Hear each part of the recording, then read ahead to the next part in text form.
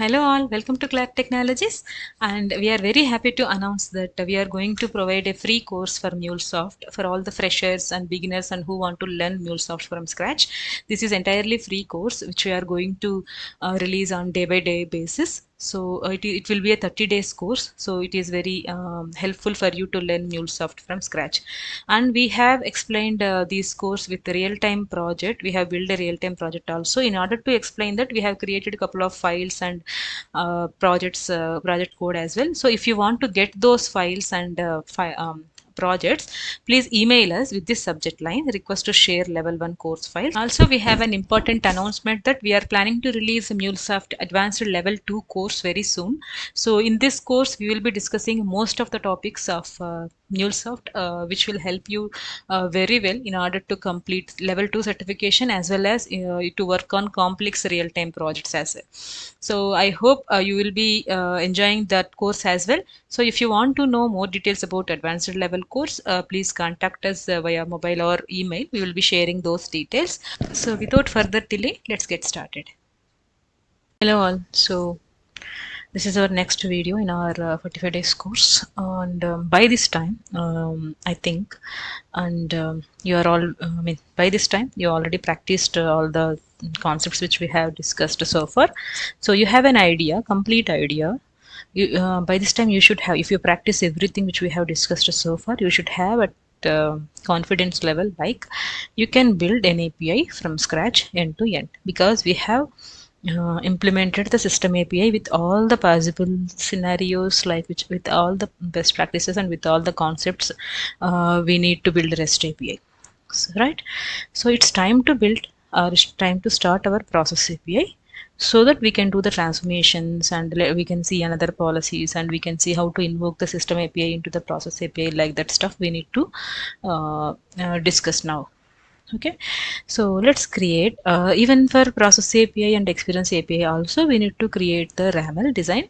But remember, maybe we can use the same RAML structure, we can use the same resources, because all are same, right? So you can use the same thing, but in some situations or in some requirements, some resource names will differ. API to API, that's not an issue. Functionality wise everything is same. So let's build the same resource name. I mean, let's build the process API and experience API RAML also with the same resource name. Let's see how it goes. Okay, you can do it anyway, but if your organization or if your client has any specific restrictions, like process API should have these resource names, experience API have this resource name, then you can utilize that, but the process will remain same. So what I'm talking about resource name, by this time you are already have knowledge about it, right? So the RAML resources name, we have created 4 resources, 4 methods. You can use the same name for process API and experience API as well. But now I don't want to use fragments and all. It will again kill time. So as we have discussed everything for this system API from scratch, I will just create a plain RAML specification with the resources with some minimum data. But as an assignment, you can continue the process API and experience API by following all the best practices and by using this RAML fragments. I hope you understand the agenda, right? So let's get started. So let's start designing our process API. With the same 4 resources which we have just like in system API, but this time I'm just using the plain specification. I'm not going to use fragments and all. You can do that for all the 3 APIs. It will be the similar way, right? So you can do that as an assignment, so that you will get some practice on the fragments section, and you can just modify the response request and modify any query, I mean input parameters as per your requirement, or maybe as per our requirement document. Okay. Right, so I just opened it in 2 different windows just to copy if any necessary information instead of creating from scratch. So I'm just going to create new API specification for this as well. I'm going to name it as a library MGMT. Let's short this, okay? PAPI. PAPI means process API, and sometimes in some organizations will use a naming convention like PRC-API, something like that. So you should follow your own organization or client naming conventions in that case. So your CFRE team, or if you have any CFRE team, they will let you know the naming conventions and all. If you don't have, maybe some operations team will also let you know. Or else you can define your own naming standards as per Mule's suggests. Alright, so I just clicked on create API.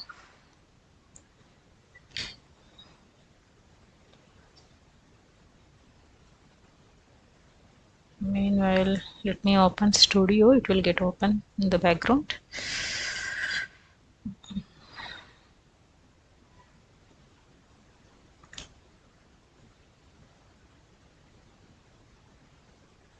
Okay, so by default, it will create the title and RAML version. So you need to use base URI. I'm just going to use HTTP LBS, sorry, yes, hyphen, sorry. You can give any name, later on you need to change it, but that's okay if you not change also, but we need to change it to make it consistent. PAPI dot cloud hub dot io. I'll just give some PAPI. Okay, right. Yeah, so let's create resources. First one is libraries, right?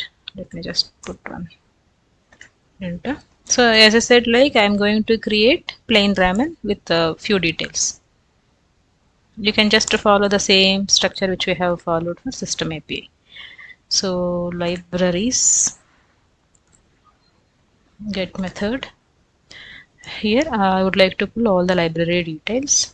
So this is to fetch all library details from database. So I will add responses. It will show you suggestions usually, but let me just copy the same response maybe. Okay, here we have used the things, right? Let me just add these two things, but we don't have these types, so it will throw you error. So instead of that, I'll just define some example, normal example. Right, so I don't want to define any properties or something like that. I'll just create, it is a method, and I'll just import some examples.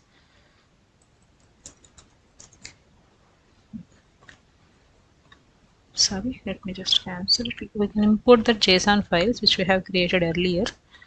That will work, but I didn't remember where it I have stored. Let me just check it once. And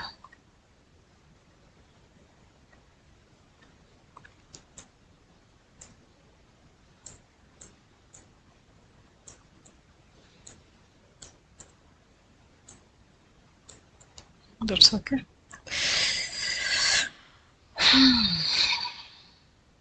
Yeah, no problem if you didn't define any example also, but it's better you can define. Let me just download it from here. Create new book, get libraries, right? So I'll just download this. I'll upload that later. I mean, here I will import that example. We can just include this example in this process API.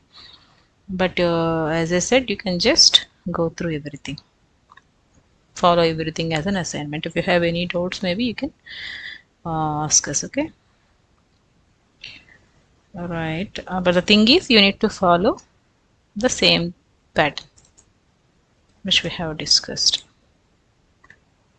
So include, I would like to include this libraries, right? So libraries JSON here. This is a simple API specification without fragments, but this is not the best one we need to do for real-time examples. As I said, like I'm just going to make it as a simple RAML, but you should not do in this way. Just use all the fragments and include them just as we did for that which one, system API, right?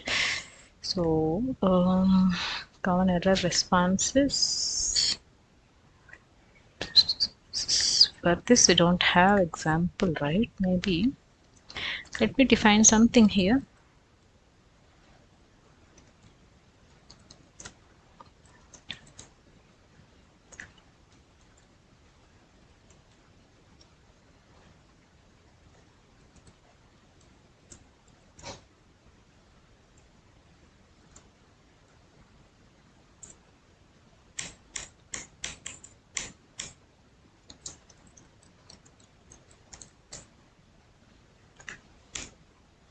Unauthorized or something.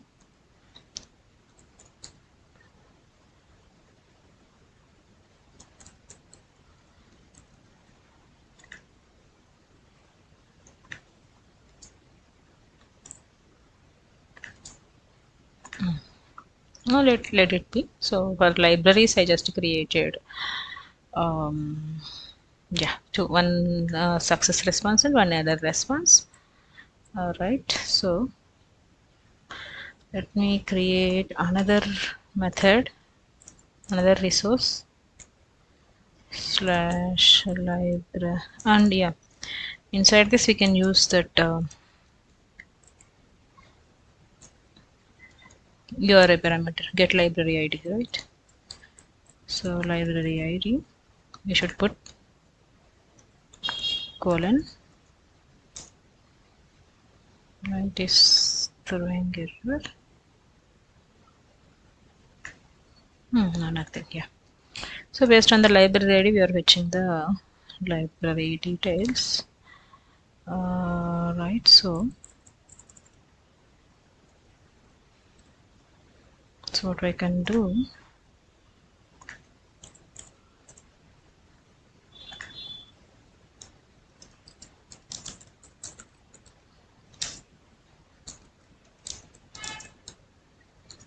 this is one thing, and here we can use responses.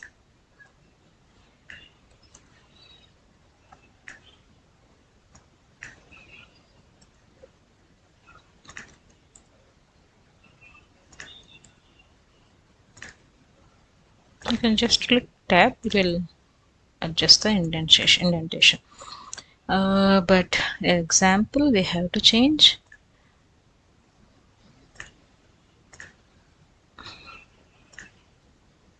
We have another example for get libraries based on ID, right? Info based on writing. Okay, maybe for library response we can leave it as it is. We don't have that example, maybe we missed it. That is fine. Let's create another resource for creating new book.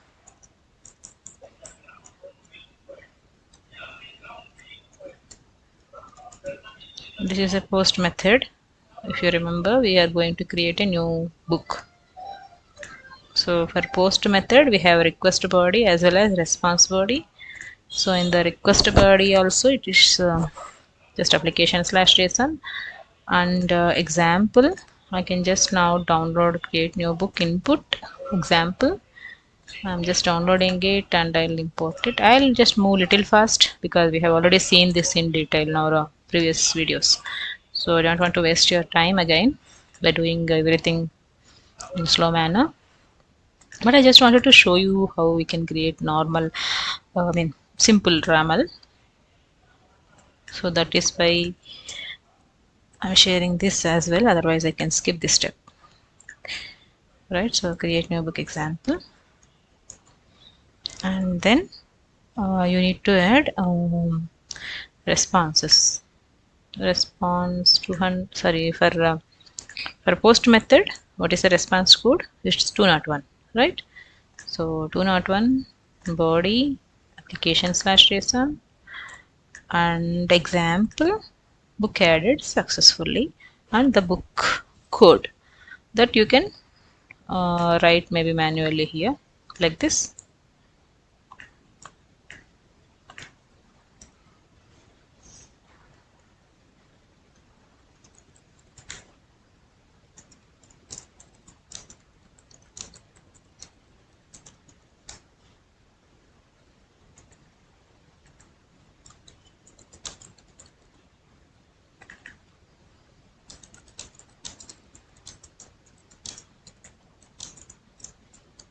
something like this. Okay, so we have created post method, and we have one more get method we need to create for the same book resource, but we have the query parameters, right? So let me just adjust the cursor till post, so that you can add one more method for the same resource, but this time you need to add the query parameters like library code, and another one writing.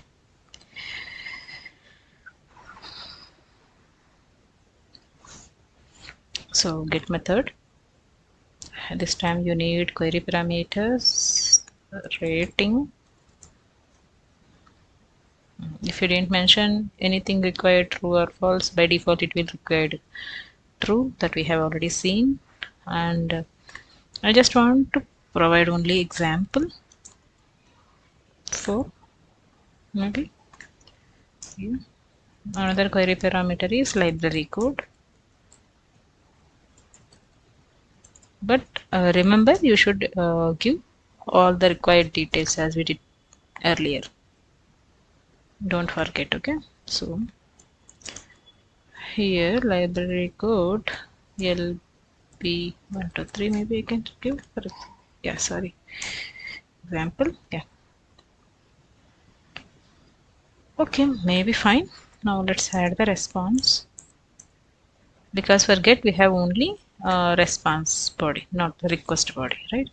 So as this is also success get method, the success method is 200, and you can give this application JSON, and in the example part we have this get book info based on JSON example. We have already used it in system API, so let's add the same. So let me import it here.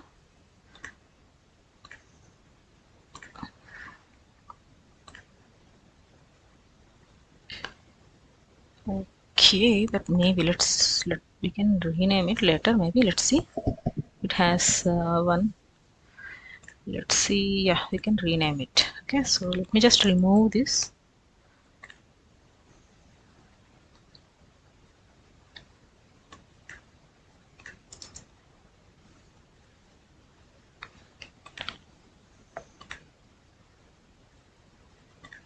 So yeah, I think we are done with the RAML. Let's say this simple details. So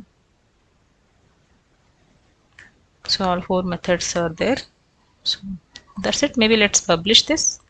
This time we don't need any fragments, and also let's publish this, and let's import it into our studio. We can start the implementation. Okay, so I'm just publishing it, the exchange.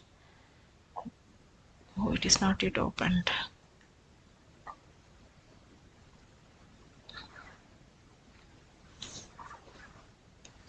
This time what we have to do, we need to call the system API into this process API in our code.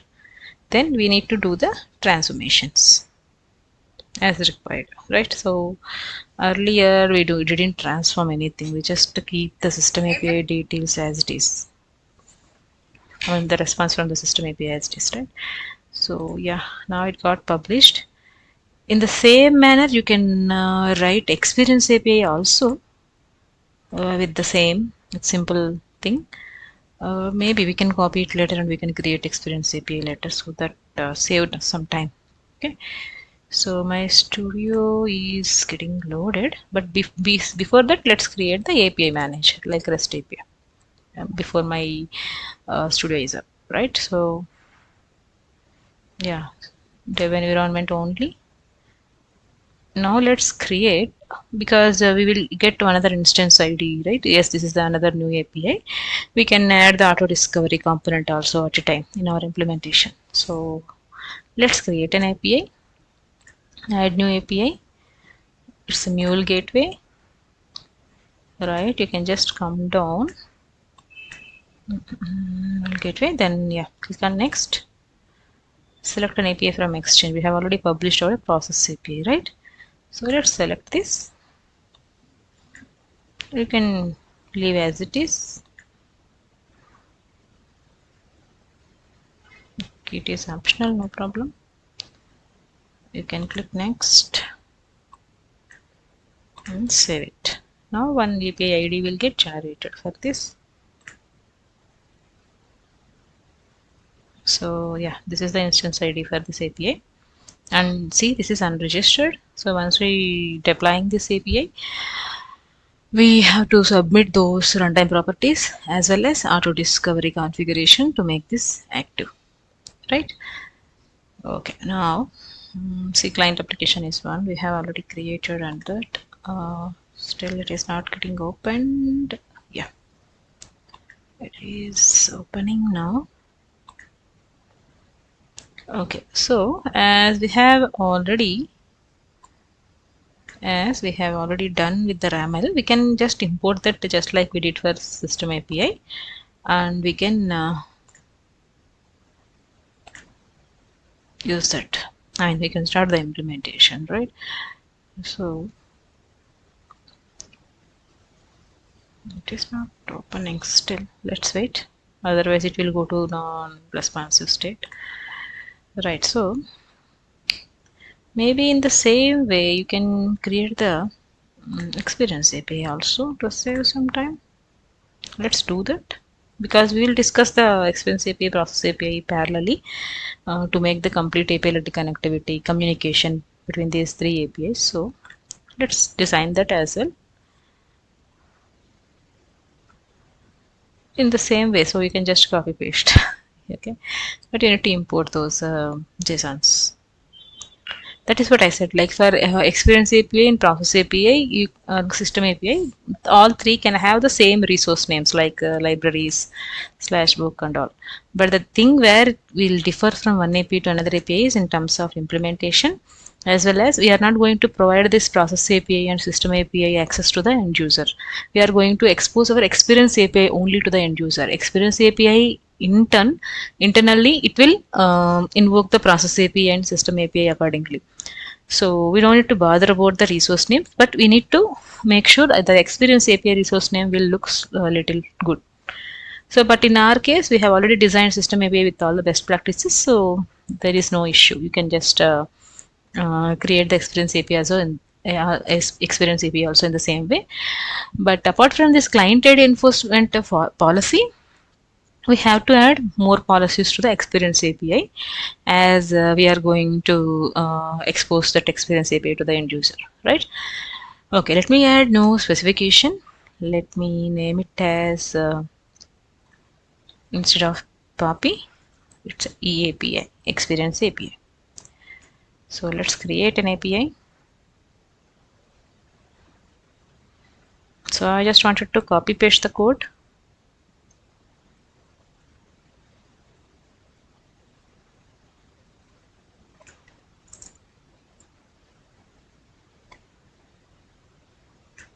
You can just remove this because I copied from the RAML, so but that doesn't require. So now just change this. Yeah, it will throw error for the JSON files because we don't have it in our this particular RAML. So examples. Now let me create the same name, the folder name, and let me just import all the three files one by one, as we have already have it in our downloads. Okay, so let me import the another two files.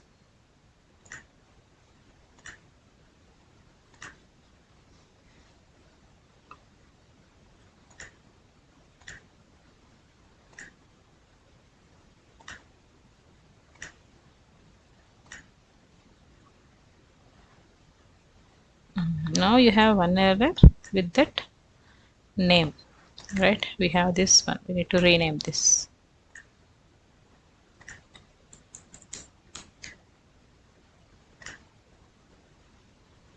That's it, right? So as we don't need to change anything here, all the resource names and examples are also same.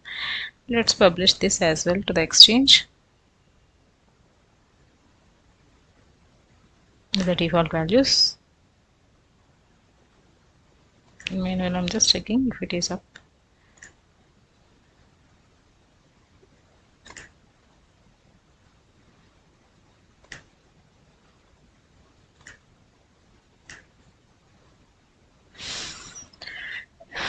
Yeah, but remember one thing, we don't have the repositories, code repositories for system process API and experience API in Azure DevOps. Right, we have created only one repository earlier. We have to do that as well for all the every API. Right, so yeah, it is published. Even experience API we published. Even for experience API, let's create the API in API manager to get the API auto discovery ID. So it's a similar way. So I'm just to add,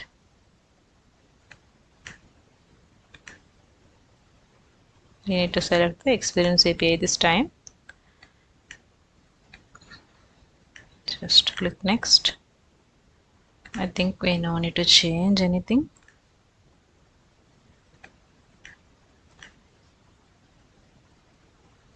And remember, this API instance ID will differ from environment to environment. So as of now, we are creating all the APIs in dev environment. But we need to create or promote same APIs to the higher environments also.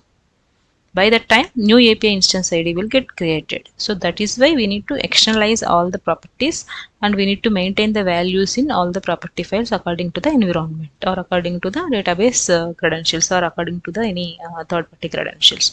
Because for each and every environment, the credentials will differ. These kind of IDs will differ. It is environment specific. Right. So we need to take care of all these things while actionalizing the properties or while deploying this application. Okay, we need to just double check everything. Right. So yeah. So in dev environment now we have three APIs. System API is already active because we have done auto discovery and everything. Now 652, 656. Yeah. Okay, now sorry, process API and experience API, we need to do implementation, and we need to make them active by applying the auto discovery concept. So let's do all these things one by one. Okay, so now my studio is up. Let me just import the process API and let's get started implementing the process API. Okay, let me create it. Just 1 minute. So let's create a new project. Go to file menu, create a new Mule project, and let's give the same name as the process API which we have given in the RAML while creating the REST API. It is like IBS library MGMT PAPI. Now you need to select that RAML which we have published in the exchange once you have given the name, because we just we did same for the system API also, right? So I'll go little fast as we have already seen this in detail. So let me just go to this download RAML from Design Center and click on browse. And if your account is already there, it will show you that maybe my account got expired. Let me add it again. Let me just log in with my Anypoint credentials, cloud hub credentials. Okay, so it will add that account, and then once it is getting added, we can able to log in it through that. Then we can able to see the APIs which we have published in our exchange. Right, let me get my credentials. Let me try to log in.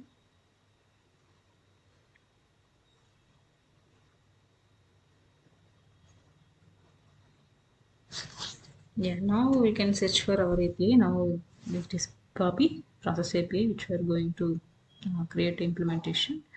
So it will take some time to enable this finish button. Let's wait. Let's run it in background. In the meanwhile, we can work on the repositories, creating the repository for this, because we don't have the repository for this process API in Azure DevOps, right? So if you can see, it is only system API repository is there. Let's create new repository. Click on this new repository, and you can give the same name, the process API name. Sorry, by mistake it got pasted my username. So let's go back to our RAML. Let's see, like it's IBS library MGMT PAPI. So let's give the same name in the Azure DevOps for the creating repository. And by default, it will come up with a README file which we have already seen. So I'm just typing the name. Let's click on create. By default, a main branch will create, and this README file will get generated. right? So here you can see this is the main branch, which is the default branch, which is going to create like that. Okay, let's click on create. So as of now we have only main branch. Now we have multiple projects here, so likewise we can create experience API also. So let's create couple of branches. By default it is having main. Let's create a dev based on the main branch, and let's create a stage as well. Click on new branch, give stage, and as of now you can just select dev also, because every all the branches are having same code, so you don't need to bother about from which branch you need to create. But in real time, while creating feature branch, you need to create your feature branch on top of dev branch, then you can work on your own changes. So main branches is here the production branch, but by default maybe we can change it like master branch. Instead of renaming it, we can create new branch like master branch based on the main branch. We can make this master branch as the default branch. That can be done. Okay, so let's go to the branches and click on this master branch which you have created right now. And here you will see one option. It's like yeah, set as default branch. Let's select it. So the main branch you can delete it. The default branch which got created, you can delete it. Now you have dev, stage, and master branches according to your I mean, environments, right? Yeah. Meanwhile, this is exported. So let's click on finish. It will generate the API kit router flows, the default flows. Let it generate. Meanwhile, let's create one feature branch also. Yeah, because we are going to work on feature branch. We should not work on dev master stage initially, right? So you need to create one feature branch. Yeah, in general, we are going to create feature branch on top of dev branch only in your real-time projects, because now we have all the code same. We can create any on top of any branches, but remember this point, right? So we have created feature branch also. Okay, fine. So, meanwhile, if the code is getting generated, let's go to the studio, or maybe we can clone this particular repository in the meanwhile. We can just clone this repository of feature branch in our studio, I mean, in our Windows Explorer somewhere in the some folder, so that once we got the API router generated flows, we can just commit that code, okay, into this remote repository. Then the remote and local repository will be in sync, so that we can I mean we can continue working on it and we can commit it. Okay, so I'm just right clicking here and click on git bash. I have already copied that clone URL, so git space clone space that URL. Yeah, now click on enter. It will get cloned. Yeah, next, once it get cloned, yeah, you need to go to that particular project folder, because all these things we have already seen. I'll go a little fast. So cd space that folder name, that IBS library management copy, right? So we can type till not common name, yeah. Now you can, yeah, it by default it is in master branch, if you can see, because master is the default branch we have set it up. Now we need to go to our feature branch. So instead of avoiding some typo mistakes writing branches name, you can just copy it directly from here. You can just use this symbol. It will copy the branch name, this one. Okay, now go to your git bash and paste it. Click enter. Now it will go to the feature branch. Yeah, you can see the feature IMPL is there. Now you can just pull whatever the changes available, but as of now we don't have any more changes, so let it be. So now what we can do, the default flows generated by API Kit router, let's commit this code as it is without any changes. Then maybe we can work on the changes. Okay, so it's a best practice to sync these two repositories together always, right? So let me go back to this system explorer, and here these are the files generated by default, right? So let me just copy everything, and let's go back to the project folder where we have cloned it, paste it here. Okay, now yeah, I just pasted the rectum. Okay, now let's go back to the git bash. Let's commit this code as it is. So to do that, maybe you can see what are the files changed by using git status. But as we know, we have to add all the changes, all the files as of now. So let's go ahead with git space add space dot. It will add all the files to the local repository. Then you can commit the changes. See, it will show you all the files when I click on git status again. So let's commit these default changes, initial commit. So git commit hyphen m and initial commit I will write here because this is the basic commit of this repository for the first time. So yeah, the files are moved, but it is not moved to remote repository. We need to push this. So let's run a command like git push origin. It will push the all the files to the remote repository. Right, let me refresh it. Yeah, now we can see all the files available here.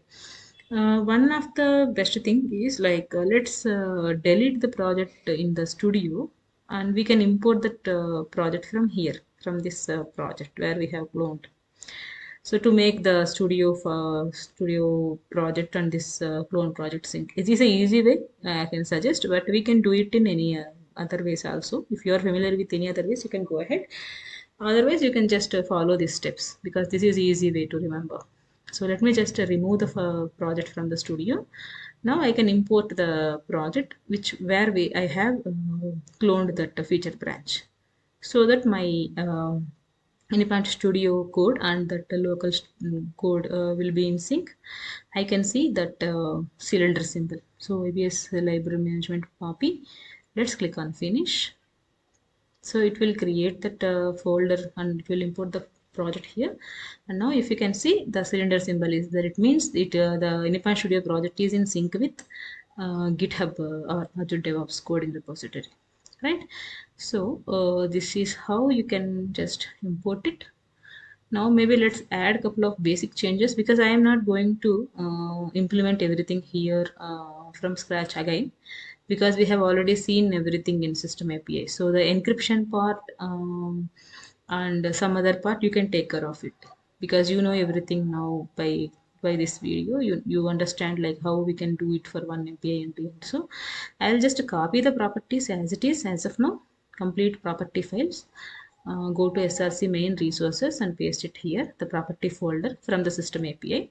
So we have this local.yaml, dev.yaml, prod.yaml, stage.yaml, right? Complete projects folder you can copy from the other API and paste it here. But you need to remember where you paste it.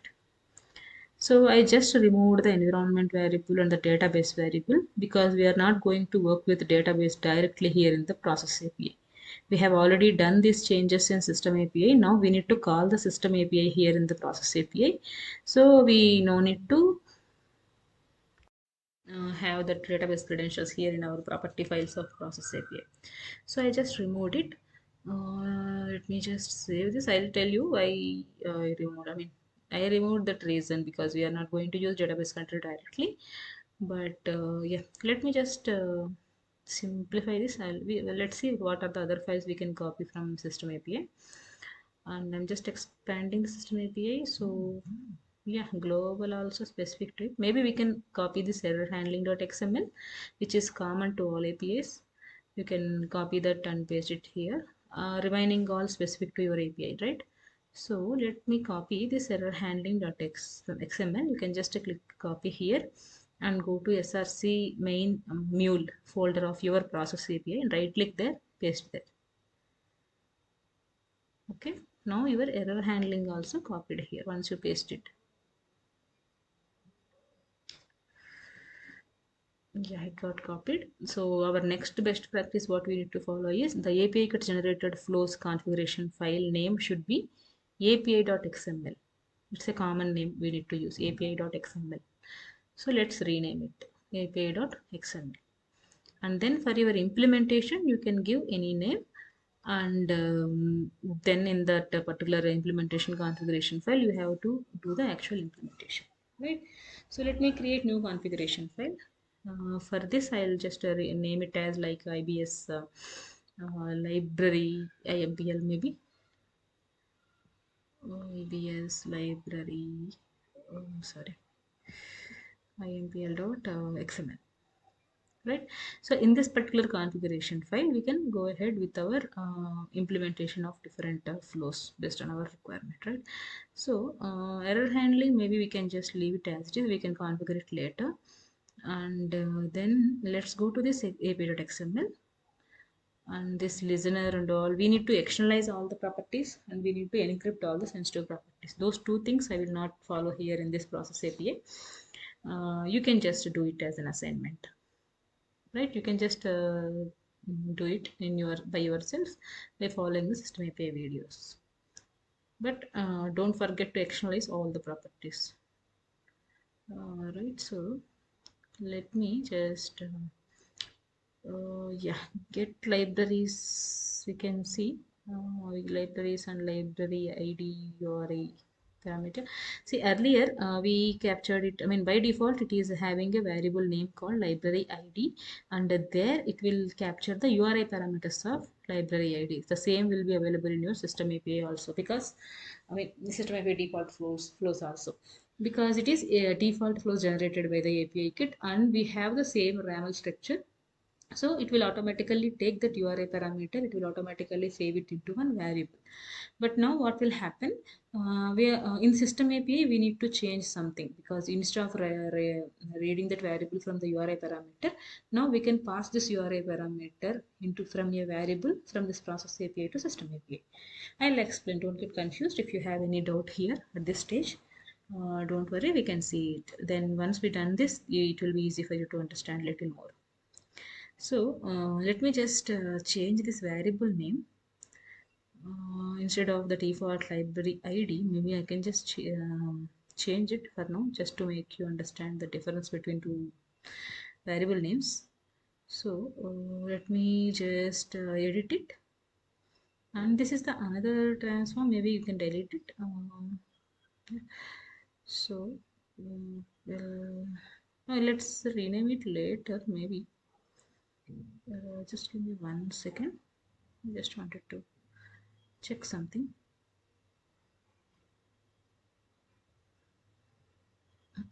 Yes, the actual database connectors, actual details we have already implemented in system API library IMPL. So now we need to call that particular system API by using HTTP request connector, which is available in MuleSoft to consume any REST API, not only your system API.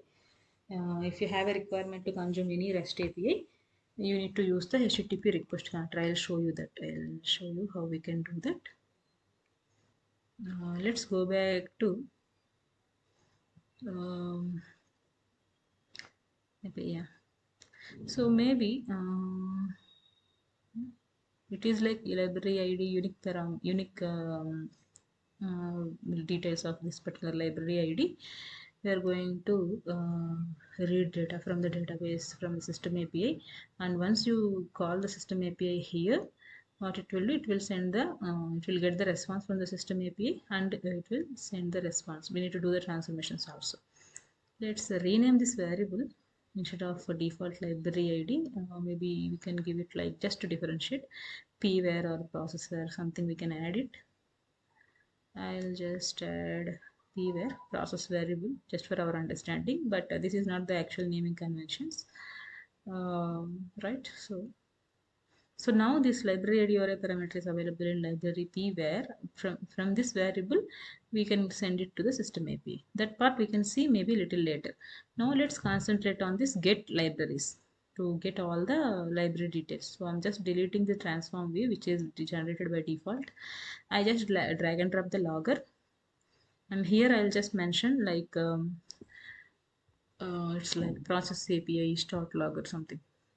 And it is a best practice to have a logger, start and end logger, and as well as if you have any external calls like REST API and all, you need to have before that call, after that call. Only these four, I mean these four loggers will be mandatory if any flow, because it's the best practice, right?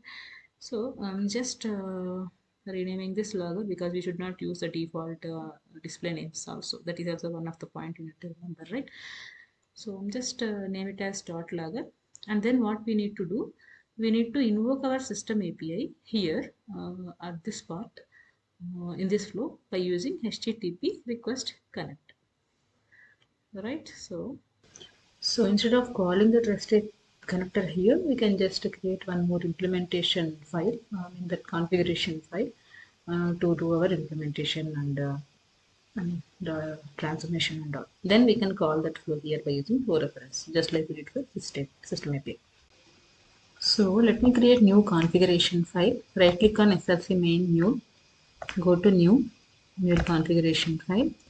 Here we can say IBS library PAPI IMPL .xml, right?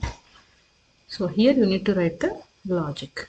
But what is a connector? I have already told you, like go to HTTP, and this is the request connector. You can just drag and drop here. It will create a flow. For this connector. Okay. So as this is the private flow, we need to just use the process scope only. We are not going to drag and drop anything in the source section because we are invoking that flow here in this flow, and internally it will call from the API router. So this is the request connector by using which we can invoke any REST API, by using which we can consume any REST API. Invoke, consume, both are same. Okay. So yeah, then yeah, to invoke your system API, system REST API, or any other REST API, you should use this request connector. And what are the details required to configure this request connector? That is very important to concentrate on. So this is the global configuration. You can just click on plus. See what are the required details. It is protocol, host, port. These three details of your REST API. Apart from this, you need to get what is the method and what is the path. You need to know these details as well, and you need to know is there any body we need to send. In case of post methods, we need to send a request body also. So in that post methods, you need to know what is the body, payload body you are going to send, and what are the headers. In our case, let me just open the Postman. See, in our case, this is our system API URL. We are invoking the system API REST API URL using Postman. So what are the details we have provided here to get the success response from the Postman? We have given this URL till here. This is the host and this is the port, and this is the method get method, and the path. You already know what are the different paths available in the URL. And path we have selected, method we have selected, and we have provided couple of header variables based on the RAML configuration which we have given. We have configured our client ID, client secret, text correlation, these headers for the system API. For process API, we didn't configure anything while designing the RAML, but we need to do it. You can do it. Okay. Right. So for to invoke the system API, we need to send this information: client ID, client secret, text correlation ID in the headers path, and this host, port, and the path and the method. These are the required information in order to get the success response from the system API. So once we click send, it shows 200 OK success response, and it got the it sent the details back from the database. Right. So all these details you need to configure here for this connector to call the system API and to get the response. That is very simple. You should have one Postman URL, and you can just test your REST API through Postman. If you get the success response from the Postman, then you can just use this information to configure your HTTP request connector, which is very easy to configure. So now let's create one global configuration. Click on plus, and base path you can just ignore. As of now, by default it is slash. Now, protocol. What is the protocol? Go to your Postman where you invoked your system API. So, what is the protocol? HTTP. So, it is HTTP. You don't need to change. What is the host? And this is the host. IBS library management. Until here, till cloudhub.io. This is your cloudhub URI. Okay? This is your host. And port by default, it is 80. But let it be. Let's see what if it throws any error. Maybe we can just recheck this. But by default, it is 80. Okay. So let's just click on OK. Other information not needed. Okay. If you are going to use HTTPS protocol, secured protocol, then you need to configure this TLS configuration also. We can see that later. As of now, just concentrate on HTTP REST API. Now we have configured this URL and this one, and method. What is the method of your system API you are invoking for this particular resource? get method. So by default it is having get method. If you are going to use any other method, you can just select here from the drop down list. So by default it is get, we can just leave it as it is. Then what is the path? From slash onwards it is the path, right? So yeah, in the path you need to configure the path, provide the path. Then let me just maximize this. So we have configured URI, protocol, path, method. What are the other information we need to configure in order to get the success response? These headers. So let's copy one by one all the headers. Sorry. Just copy this client ID. Go to header here, click on the plus. You need to add all the headers one by one. In the quotations you need to give. And values, as of now I'm just hard coding it, means I am just giving it directly here. What you can do, you can put these values also in property file and read that values from the property file. Right, do it as a practice. So next header, client secret. Once let's complete this configuration, and while testing while running it locally, we can just run it in debug mode. Then it is easy for you to understand how this will work. So client secret, sorry, client secret value,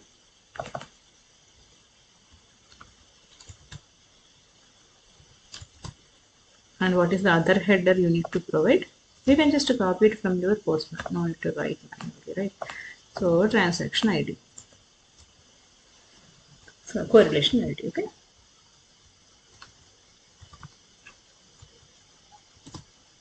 This value you can give any random value because that is not the valid values, right? So you can give maybe 26 something. So other than this, you don't need to configure any information in our case. Sometimes any other REST API will require more information like basic authentication, URL, username, password, those things. See, if our system API is not using any basic authentication. If it is using basic authentication, you need to configure the username password also into your REST connector here, authentication. See, in the authentication part, you need to select the basic authentication and you need to provide the username and password here. Okay, we can see this also one of the policy we have. We can see that later. Okay, so as of now, we don't have any authentication. Right, let me just save this. Yeah, so we have just configured the REST API, I mean request connector. Let's just rename this system API call. And the best practice of loggers is you need to have one logger because this is third party call. So if you have any third party call, it's better to use logger before and after. Okay, just drag and drop the logger. You can name it as before logger and after logger. Okay, you can just name it before logger, and maybe you can just write one line. To differentiate, I'm just giving hash, but don't use this hash. Maybe let's follow the same practice. I'm just removing the hash, enable this function, and here in the double quotation, you can write the logger information before calling sys API, something like that. Just like this, you can have another logger, after logger, change the display name also, and enable the function. And this is after calling sys API. So let's save this. For now, what we are not capturing the response of system API anywhere. So let's add one data view.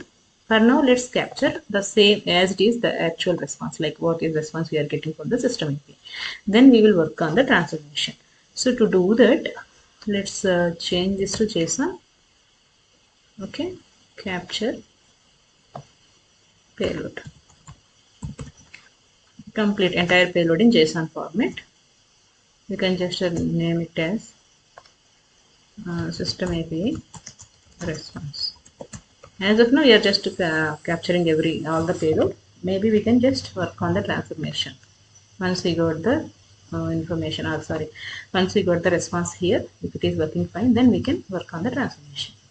Right, now we have done with the implementation. Like what we have done, we have used the HTTP request connector to call the system API, and we captured the response of the system API.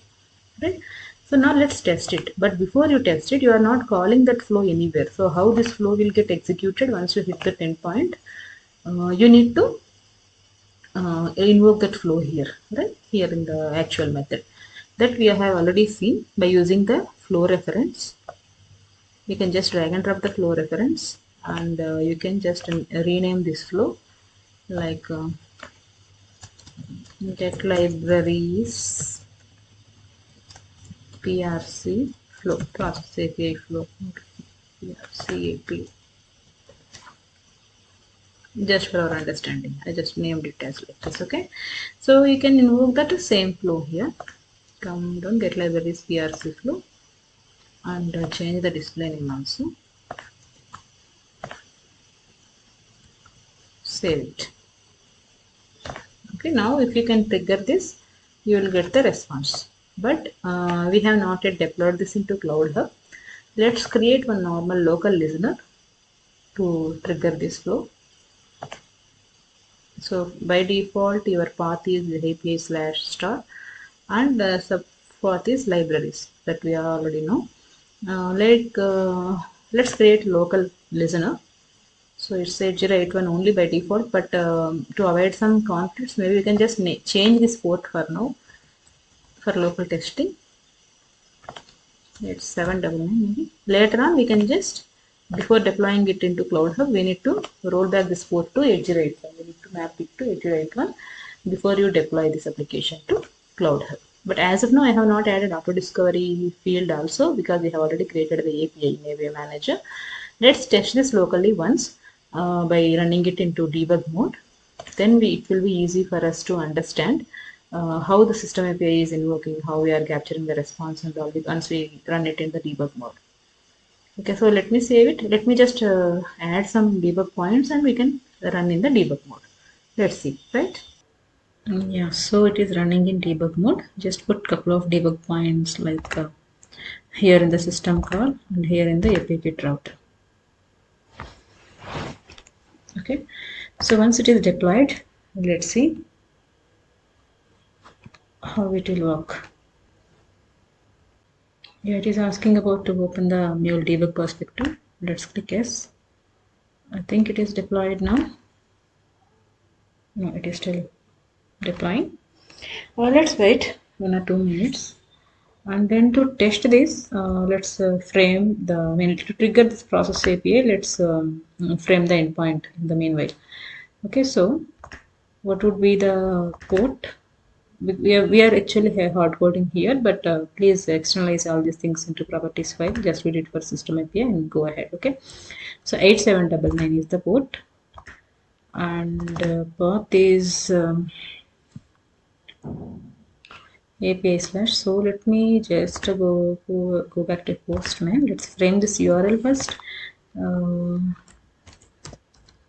http://localhost 8799 is support and /API/ what is our resource path is libraries, right? To get all the library details, we are just testing that particular resource as of now, right? So libraries L caps. Okay,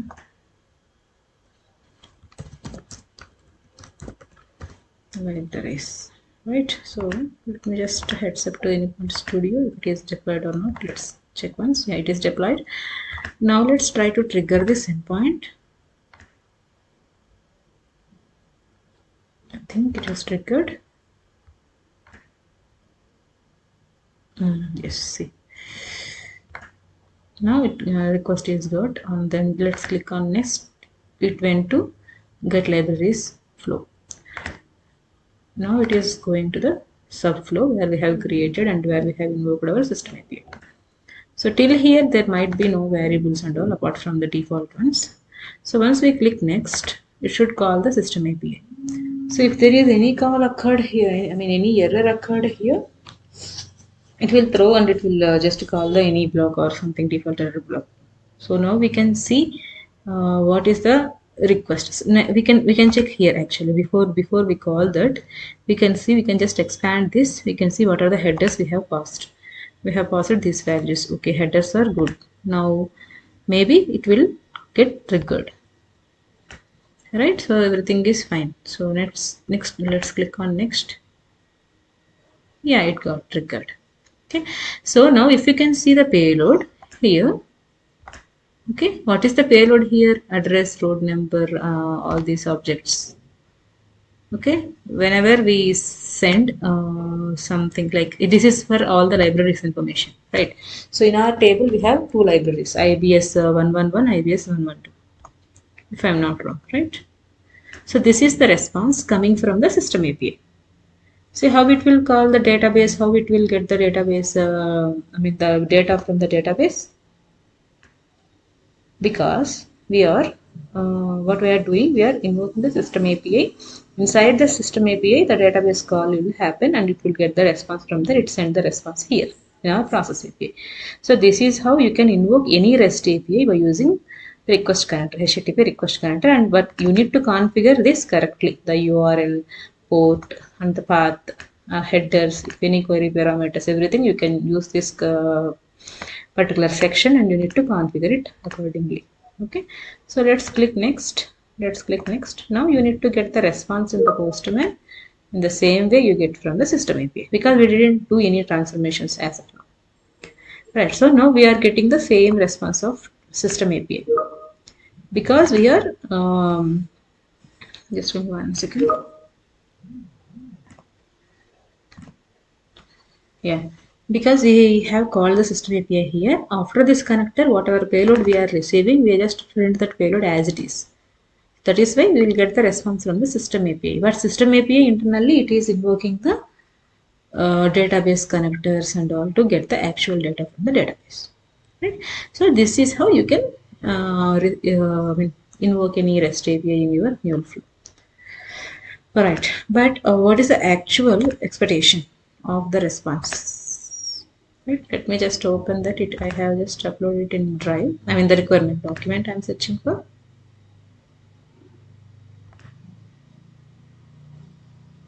Let me pull that.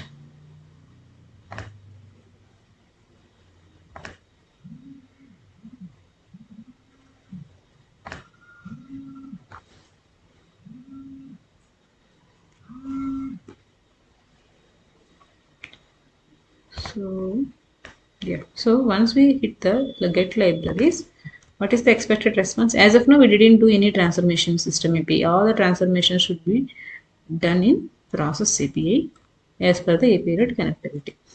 So see what is the list of libraries, what it is expecting, the format, because everything is fine.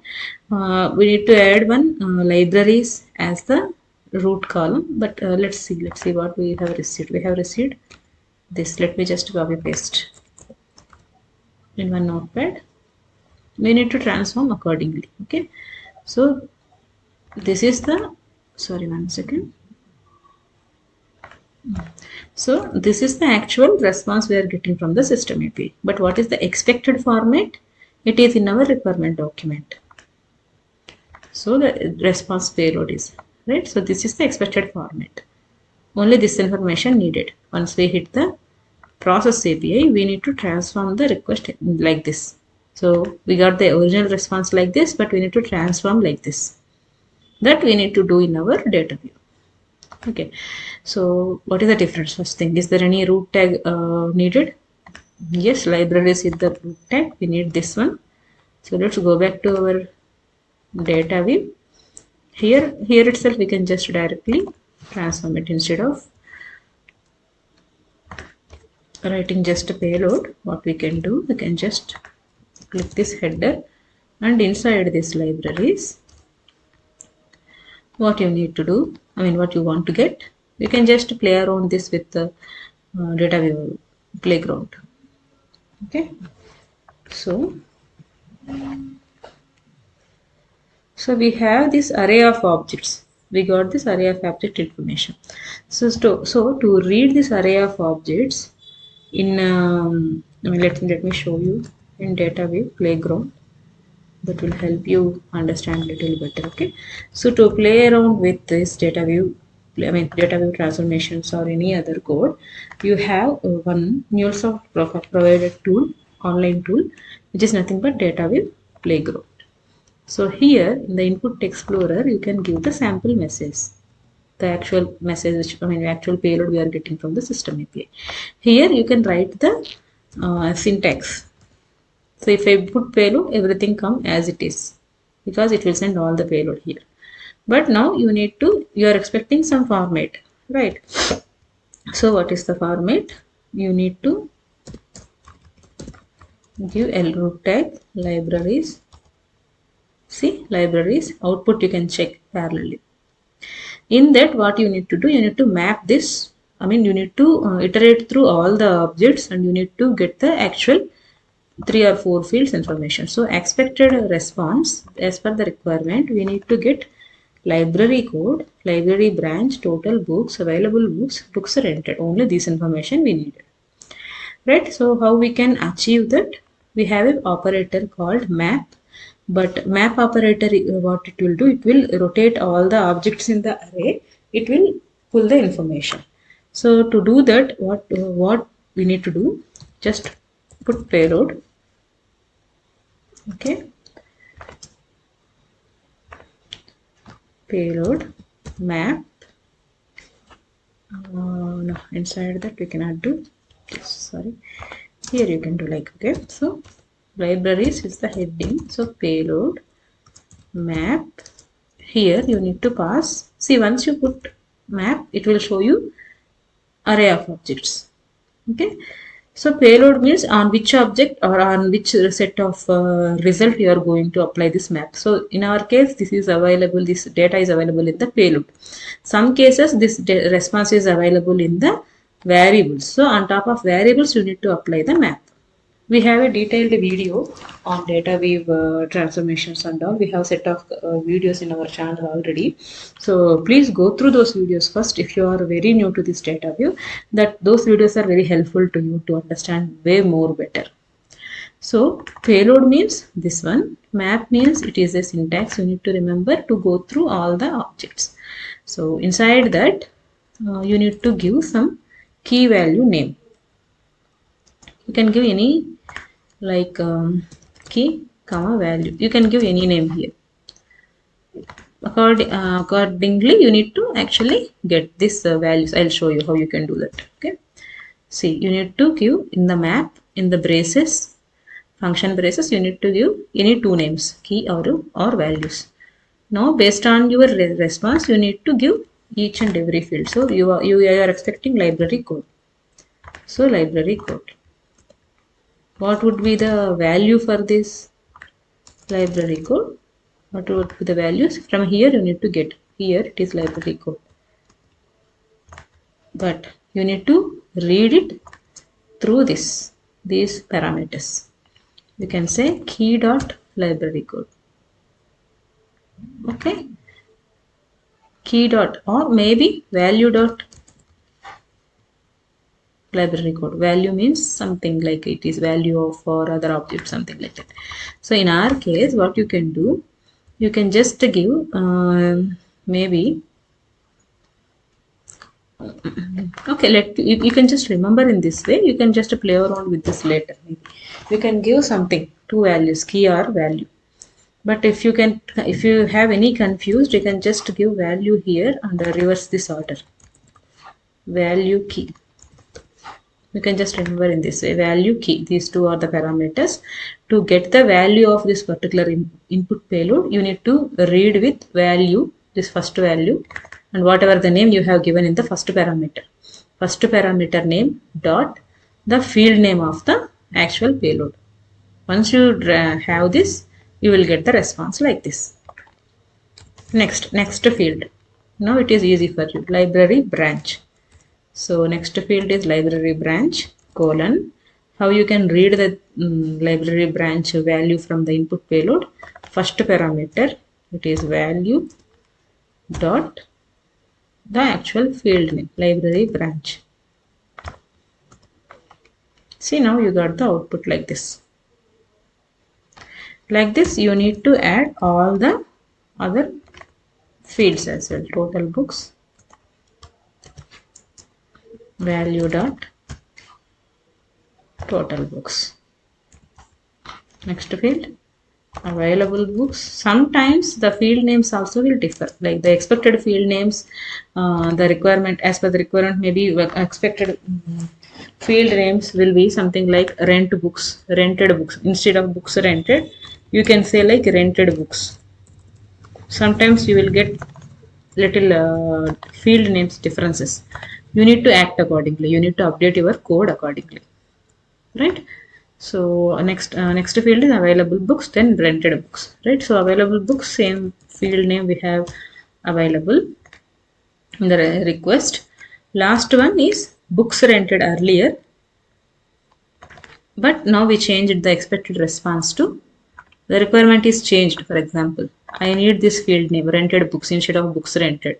So in that case, this is your response expecting. Copy this field name colon and value dot what is the actual field name here? Here it is books rented. So this field name we need to add here. Now see, you got the expected response as per the requirement, right? In the same way. So this is how you can write the data weave code. It is very simple. See, now you can change these parameters also. Instead of value, if I say my name, flags, what you need to do? You need to change the all the keys, all the names here. So here earlier it is value, so I have read it with value dot. Now it is LAKS. Now I need to read it with LAKS everywhere. So that is why you can give any name, but you need to call with the same name, same parameter name which you have defined there. So now I got the response. Even I say lakhs. So you need to remember this after payload, map, and this braces. Two parameters are required, two parameter names. You can give any names, but with the first parameter name you can call it, and these field names are the input field names because we are reading the data from input payload. And these names here which is available, these names are your expected output field names. So sometimes these names will differ. You cannot expect same field name in the input payload and same field name in the expected output response. You cannot expect that. In that case, you have to understand what is the field mapping. See, for example, here books rented, we already discussed it, like right side maybe. After the colon, whatever the fields you are reading with this particular first parameter, these field names are input payload names. So books rented field name is available in input payload. Sorry, here input payload. But what is the expected response? What your client asked? I need this field name rented books. So field name will change. Value will not change. In your actual input, field name is books rented. So we need to send the same value for this rented books. So that is why you need to first understand if field names are differ from the input payload and expected response. First you have to have one sheet or somewhere you need to gather all these requirements also. What is the field mapping? What is the target system name? What is the source system field name? How they were mapped. See here books rented means rented books. Maybe we can understand by reading it. But some cases in the input request name may something like this rent. So now if you read it with books rented, you will get the value null. You will not get the actual value. Where it is rented. Yeah, actual value 140 and yeah 130. You will not get the values. In that case, you need to change your mapping here. Instead of books rented, what is the field name here? Rent. So you need to call with that particular field name. Now you will get the value instead of null. Right? So you need to remember what are the field names, expected field names as per the requirement response, and you need to have the mapping field names. Mapping means for which response field, for which input field we need to send the value, something. See, I just repeat in Telugu for to get understanding. Okay.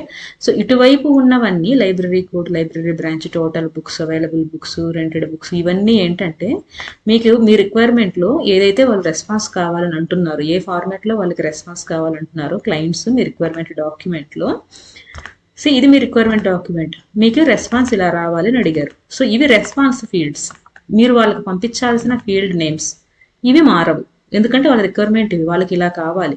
So ఈ field names మారవు, response fields ఇవి. But values ఎక్కడి నుంచి రావాలి, మీకు ఏ input payload అయితే మీరు తీసుకుంటున్నారో ఆ ఇన్పుట్ పేలోడ్ నుంచి మీకు వాల్యూస్ రావాలి. ఇది ఇన్పుట్ పేలోడ్. ఇక్కడ మన కేసులో ఇన్పుట్ పేలోడ్ అంటే ఏంటి, సిస్టమ్ ఏపీఐ నుంచి ఏదైతే మీకు అవుట్పుట్ వస్తుందో, సిస్టమ్ ఏపీఐ నుంచి మీకు ఏదైతే రెస్పాన్స్ వస్తుందో, పేలోడ్ వస్తుందో, అది మీ ఈ డేటా వ్యూకి ఇన్పుట్ పేలోడ్. ఈ డేటా వేవ్ నుంచి బయటకి ఏ రెస్పాన్స్ అయితే వెళ్తుందో అది response payload for other connector or other API. అలాగే అదొకటి గుర్తుపెట్టుకోండి కన్ఫ్యూషన్ లేకుండా. Okay. So now maybe you can just I'll just undo.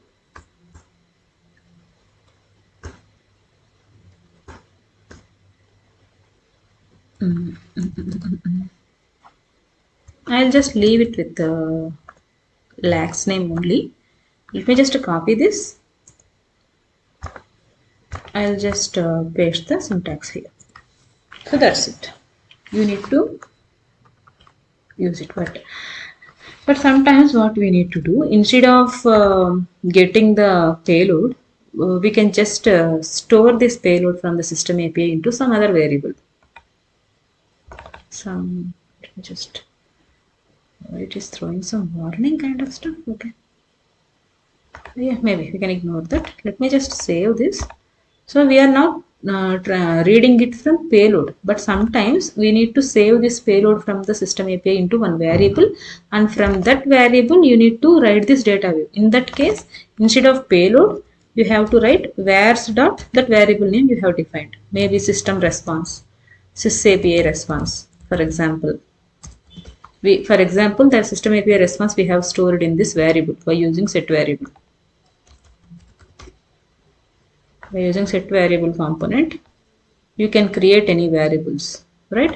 So let's say, for example, you have given the variable name as sysapi response,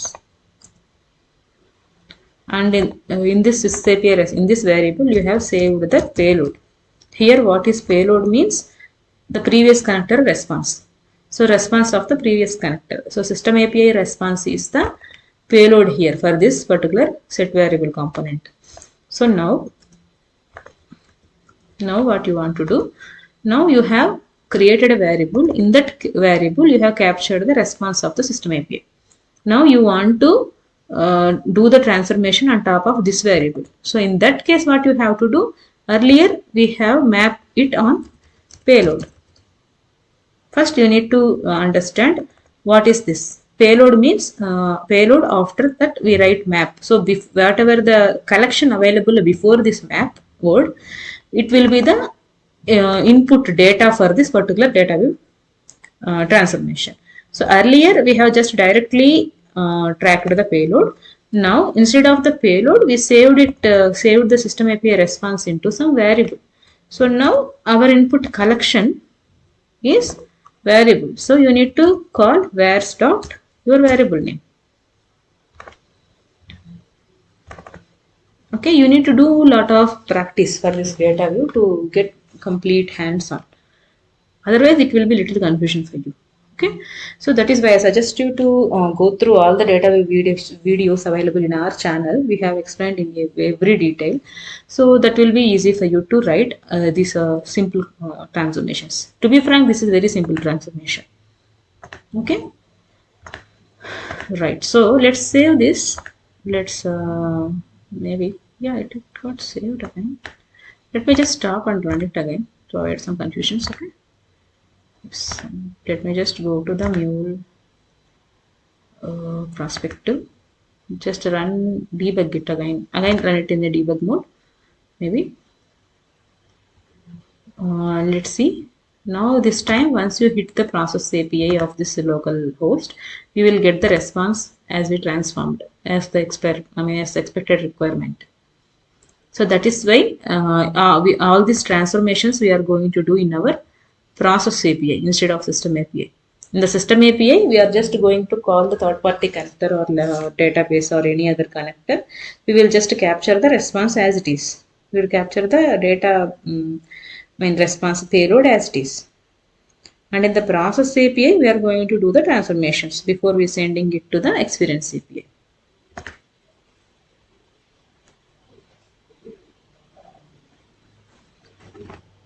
Let this deploy. Okay, I think it is deployed. Let's go to debug mode. Let's try to hit this once. Okay, now yeah, it got triggered. Let's click on next. So now it is calling system API. Then it is storing the system API response into one variable. Now let's see the variable. So in the system API response, all the system API payload, it is saved in the variable. So now let's click on next data view. So yeah, I think it is transformed. You will just definitely get the transformed response. See, now you got the actual requirement. I mean, you fulfilled the actual requirement. So what is your requirement? Means once you hit the get libraries or once you get the libraries from the library database, you need to get the payload in this format. You got in the same format, right? So now you can say like you have completed this requirement implementation of process API, but still we need to work on the experience API. Once we call it from the experience API, then we got this response in this format. There you will just say, you will just conclude this. You completed this particular one resource, get libraries resource. So in this process API, we are doing all the transformations like this, and we are going to do this. I mean, we can transform it and we will get the response like this. I hope you got the point. Maybe I can stop this video, this topic here, because it is already lengthy video. So we can stop it here. In the next video, we will continue because we will commit we have to commit this code. We have to deploy this into Cloud Hub. So then we need to apply the policies of this process API also. We have a couple of stuff pending from our end for this process API to complete it, right? So let's do that in next video. Before that, just practice whatever we have discussed right now. Thank you.